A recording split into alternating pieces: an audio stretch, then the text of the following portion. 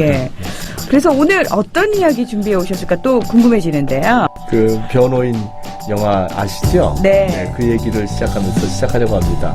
그 변호인을 통해서 다시 또 기억을 되살린 책이 하나 있어요. 한 그러게 권이요. 맞아요. 예. 예.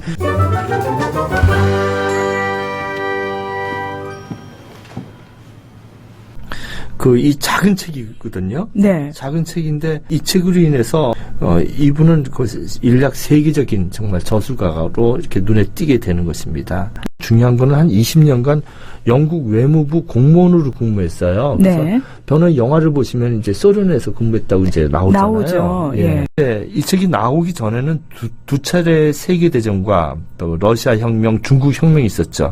이걸 다 경험을 하시고 이분이 그러니까 이제 관념적으로 역사를 쓴 것이 아니라 이거 읽으면요 책이 에세이 같아요. 메카시즘과 케네디 시대가 열리고 소련도 스탈린 흔적에서 벗어나고 독일과 일본이 전쟁의 패전을 딛고 이제 경제 발전을 할 때 그럴 때 이분이 이런 그 폐허와 희망 속에서 역사란 어떤 것인지 정말 굴곡을 경험했잖아요. 자기 삶에서 학자로서. 그 정말 굵직굵직한. 그러게 말이죠. 그래서 이제 1961년에 이 책을 이제 쓰고요. 1982년에 이제 하늘나라로 가셨죠. 네. 네. 예. 그래서 1장을 보면 역사가와 사실이란 무엇인가 이렇게 딱 나와요. 역사가와 사실이 있는데 19세기는 사실을 탐구하는 시대였다. 이게 뭐냐면 사실을 믿는 거예요. 사람들이. 사실이 다 얘기를 한다. 이런 식으로 얘기를 하는 거예요. 그러니까 과거의 사실이 다 얘기한다고 이렇게만 얘기를 하는데 그러느냐 정말 그러느냐 그 의문점을 다는 거예요. 이 사람이. 그러니까 예를 들면 사실만 이렇게 다 얘기하기 때문에 역사가는 필요 없다. 이런 식의 태도가 19세기에 있었대요. 근데 그렇지 않다는 것이죠. 그러니까 사실을 그것은 실제로 어떠했는가? Wie es eigentlich gewesen. 그 있는 것 그걸 자체를 보여주면 된다. 이렇게 생각을 했었대요. 그 당시 사람들이. 네. 근데 그렇지 않다는 것이죠. 있는 것 자체. 우리 시장을 갔어. 네. 시장을 가는데 생선을 사와. 근데 생선이 뭐 광어도 있고 갈치도 있고 꽁치도 있고 사실이에요. 그게 사실. 네. 근데 어떤 생선을 선택하는 순간 그 사람의 미적 뭐 이런 게 다 그냥 결정되는 거 아니에요. 그 사람의 취향이라든지 그럼. 식욕이라든지 또는 맛에 대한 어떤 특정한 어떤 성향이라든지 이런 것들이요. 그걸 지적하는 거예요, 이 사람이. 시간도 어느 부분을 이렇게 절취하느냐, 그걸 부분 절취라고 하는데요. 네. 부분 절취, 철학용어로. 그거에 따라서 역사가 달라져요, 시각이. 그러니까 많이 달라지죠. 왜냐하면은 그러니까 쭉 나열되어 있는 수많은 것들 중에서 사람들이 그 모든 걸 다 보지 않잖아요. 흔히 그렇게 얘기하잖아요. 아니 나는 9번을 잘해주고 1번 실수한 것 같은데 어떻게 그 9번은 다 잊어버리고 1번만 기억하니? 라고 얘기하잖아요. 그 예를 들면 4.19 때 사실이 있단 말이에요. 4.19라는 이제 학생혁명 사실이 있는데 뭐 여러 사례가 있는데 김주열 학생이 마산에서 이 눈에 최루탄이 박힌 상태에서 네. 거기부터 4.19가 터진 것인가? 아니면 대강고등학교 학생들이 나왔을 때 4.19가 터진 것인가? 아니면 부정선거 했을 때 4.19가 시작된 것인가?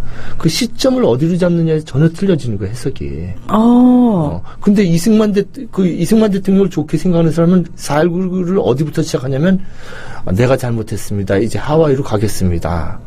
그때부터 4.19를 생각하는 거예요. 얼마나 겸손하고 자기를 내려놓을 줄 아는 얼마나 그 겸손하신 분이야. 그러니까 그 시간을 어디에서 부분 절취하느냐에 따라서 전혀 달라진다는 것을 네. 이분이 이제 얘기를 해요. 1장에서.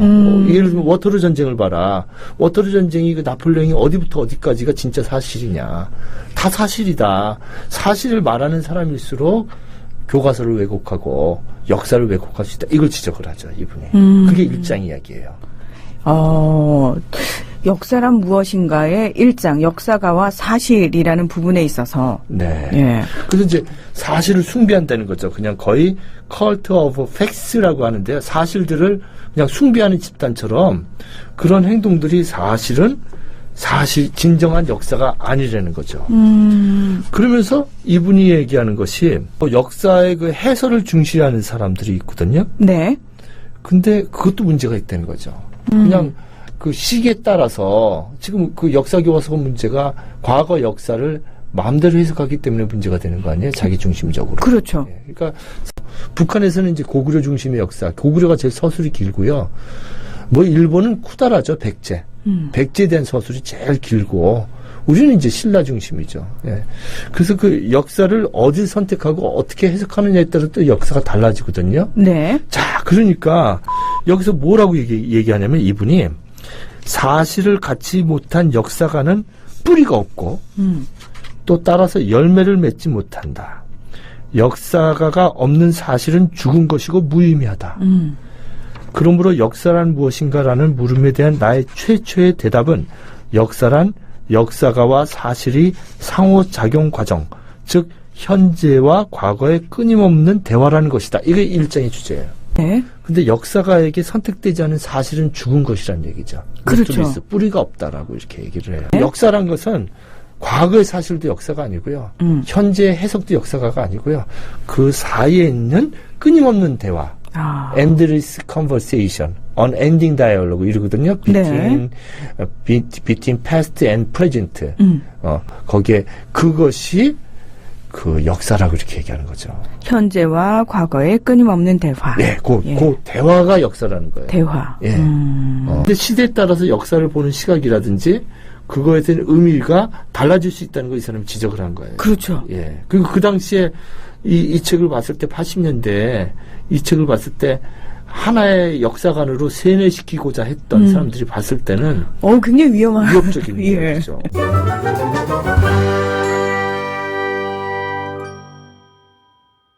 이 장은 사회와 개인에 대한 그렇죠. 얘기죠. 예. Society and the individual. 예. 역사를 바꾸는 것이 사회인가 개인인가. 전태 사건 같은 게 있었잖아요. 네. 그 역사를 바꿨죠. 네. 그러니까 한국의 현대사는 박정희의 영혼과 전태일의 영혼의 갈등이다. 박정희라는 개인 또 전태일이라는 개인 영향을 끼친 게 사실이잖아요. 역사가라는 것이 그냥 구경꾼이 아니라는 거죠. 역사가는 우리는 종종 역사의 과정은 움직이는 행렬이라고 말한다. 이 비유는 매우 적절하나 역사가를 외로운 암벽에서 내려다보는 독수리라거나 또는 사열대 위에 귀빈이라고 생각하게끔 유혹하지는 말아야 한다. 독수리나 귀인이라니 당치도 않다. 역사가는 그 행렬이 한 부분에서 뚜벅뚜벅 걷고 있는 하나의 희미한 존재다. 이렇게 쓰셨어요. 그 역사가라는 것이 그냥 구경꾼이 아니라는 거죠. 그냥 사열대에서 귀빈처럼 보거나 막 혁명이 일어나는데 거기서 그냥 독수리처럼 언덕에서 내려다보는 존재가 아니라는 거예요. 그러니까 그 사회와 동떨어져가지고 좀 멀찌감치 떨어져서 관주하고 있는 존재는 아니라는 의미인 거죠. 그렇죠. 예. 그 사회의 움직임도 중요하고 개인의 움직임도 중요하다는 것이죠. 이런 또 얘기를 하세요. 역사를 공부하기 전에 역사가를 공부하라. 또 나는 이제 거기 덧붙여 말한다. 역사가를 공부하기 전에 역사가가 처한 역사적 사회적 환경을 공부하라. 이렇게 나와요. 와.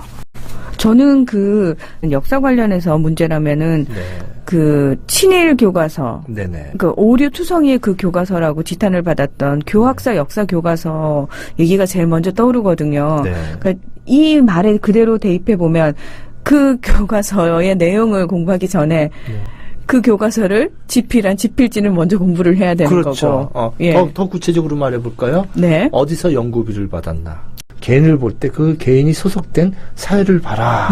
이 얘기가 이제 2장의 이야기가 되겠습니다. 네. 개인과 사회에 대한 얘기.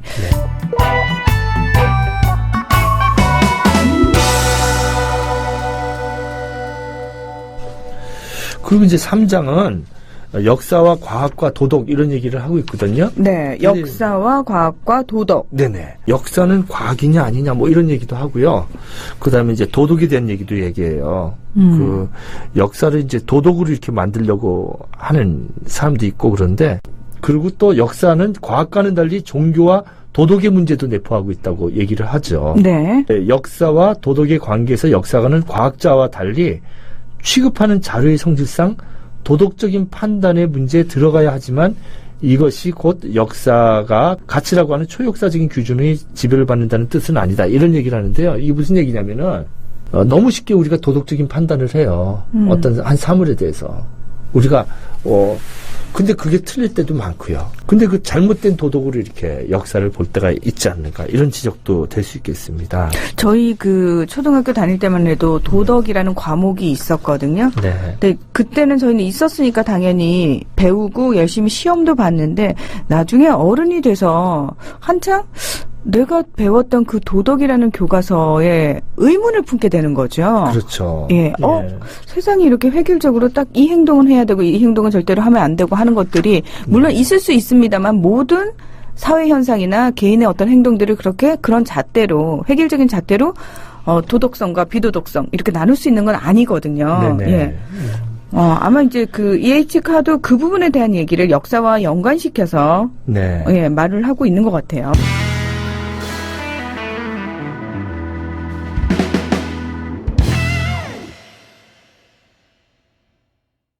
네. 4장은 역사의 인과관계. 예, 인과관계. 그러니까 역사에 원인이 있느냐.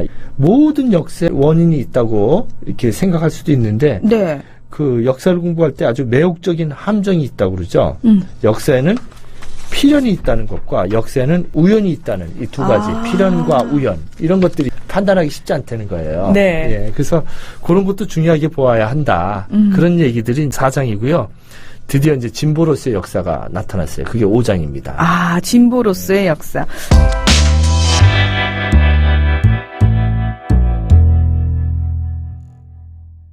아까 그 진보 개념에 대해서 우리가 조금 살펴볼 필요가 있다라고 말씀을 하셨거든요. 네네. 예. 그 진보는 첫째, 진보하고 진화는 구별해야 된다 이거죠. 진보와 진화는 구별하자. 네. 진화는 생물학적인 유전인데 진보는 사회적인 획득이라는 거죠.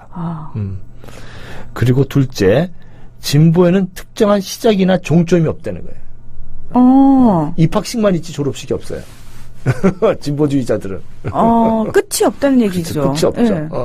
그러니까 우리 뭐 촛불 들고 이러는 분들 뭐 자기 세대에서 민주주의 생각하고 이런 게 생각하지 않잖아요. 한 100년 이렇게 보잖아요. 한 200년 이렇게. 사실은 끝을 생각하지 않고 계속해서 하는 거죠. 그렇죠. 네. 정말 또 내 후대가 제가 예전에 네. 그 명동에 이렇게 촛불 듣고 비 오는데 거기 이렇게 쭉 앉아 있잖아요, 사람들. 근데 제가 그냥 이따가 이제 거기 곁에 앉았는데 어떤 말더듬이 사람이 이렇게 앉아요. 네. 그랬더니 아저씨. 그래요. 그래서 네. 네. 그랬더니 제가 양평에 사는 그냥 노동하는 사람인데요. 아저씨 촛불이 없네요. 그래요. 그래서 예, 촛불 없어요. 그냥 앉아 있어요. 그랬더니 촛불을 좀 들어주세요. 그리고 이렇게 옷을 품었는데 네. 옷에 양초가 가득한 거야, 이 사람이. 어머. 이 주머니에 옷 속에 양초가 가득히 있어요. 준비된 촛불 시민. 그리고 제가 깜짝 놀라서 이 말더듬이가 아저씨 100년만 켜주세요. 이런데 제가 너무 충격을 받았어요. 100년이라고. 근데 이제 불란서 혁명이 한 100년 동안 해가지고 그분들이 이제 민주주의를 쟁취했다고 그러잖아요. 그 대연장을. 그러니까 왜 유럽에서 왜 그렇게 우리보다 민주화가 잘 정착되어 있느냐라는 묻는다면 네. 거기는 정말 교수님 지금 100년에 걸쳐서 프랑스 혁명이 이루어진 거다라고 말씀하신 것처럼 그렇죠. 오랜 세월을 거쳐서 그게 이루어진 거거든요. 그러니까 이 사람이 얘기하는 건 예. 진보에는 시작이나 종점이 없다는 거예요. 카 선생님 문장에 진보에는 시작이나 종점이 없다. 셋째로 진정한 진보는 퇴보의 역사도 있다 이렇게 하는 거예요. 네. 퇴보마저도 인정을 하는군요. 네. 진정한 진보는 항상 역전, 이탈, 중단도 된다. 그렇게 하는 것이죠. 넷째, 이게 마지막 중요하거든요. 좀 읽어주시겠어요? 제가? 네.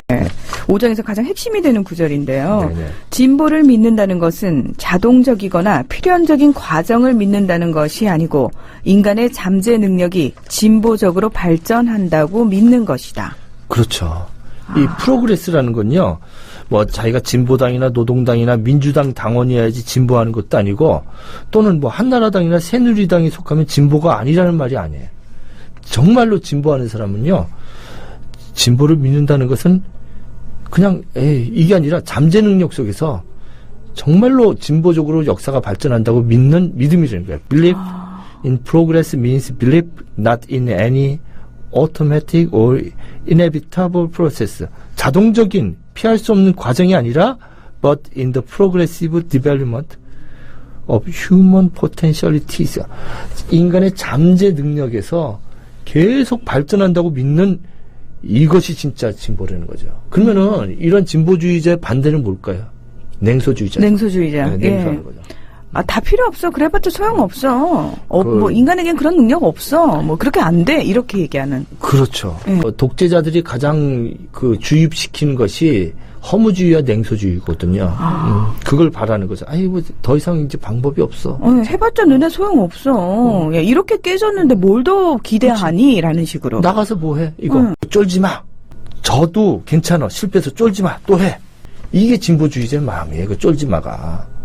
저 지금 교수님이 해주신 진보에 대한 얘기 듣고 되게 가슴속에서 환희가 이렇게 막 피어오르는 걸 느꼈는데. 그 윤동주나 태양산까지 갔던 김사량이나 기관총을 들었던 이육사나 이런 사람들이 뭐 자기 한 몸 죽는다고 식민지에서 해방된다고 뭐 믿었겠어요? 그냥 믿음이죠, 그냥. 제가 자주 얘기했듯이 락강이 주의상스라고 얘기했는데 늪을 기어가는 기쁨이죠. 그저 그냥 여기 늪이다 그러고 내 삶은 이거다 하면서 기어가는 거죠. 거기가 행복한 거고 기쁨이고, 네. 그런 이제 진보를 이분이 얘기하세요.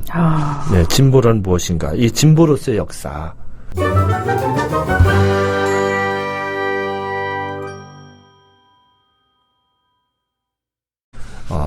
그래서 6장이 넓혀지는 지평선이거든요. 네, 넓혀지는 지평선. 역사를 보는 시각이 딱 이거밖에 하나밖에 없다고 하는데 이분은 역사를 보는 시각이 막 다양한 가능성을 얘기를 하고 계세요. 국정교과서 만드는 사람으로서는 용납할 수 없는 것이죠. 이분의 영향을 받은 사람이 이제 푸코 이런 사람들이 네. 성의 역사도 쓰고 미셸 광기 역사도 푸코요. 쓰고 네.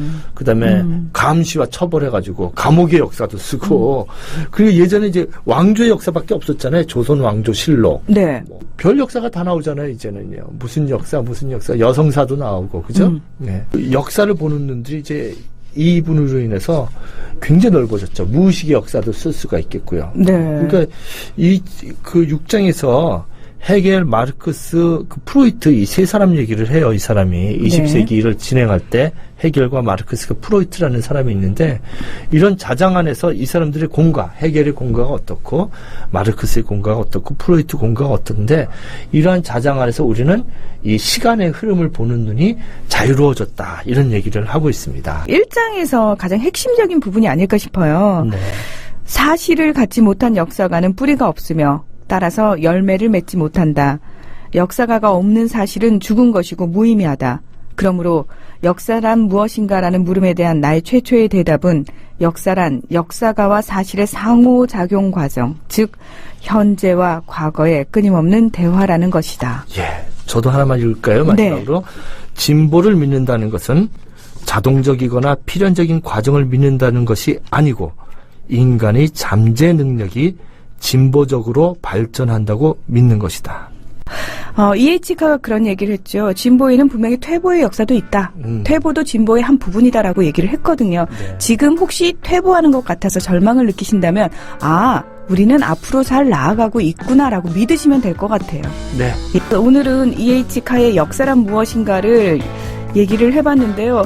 제가 순간 여기가 방송 스튜디오가 아니라 대학의 강의실에 와 있구나라는 느낌을 받아서 너무너무 행복한 시간이었습니다. 교수님 오늘도 귀한 이야기, 소중한 이야기 그리고 우리 가슴을 울려주는 이야기 고맙습니다. 감사합니다.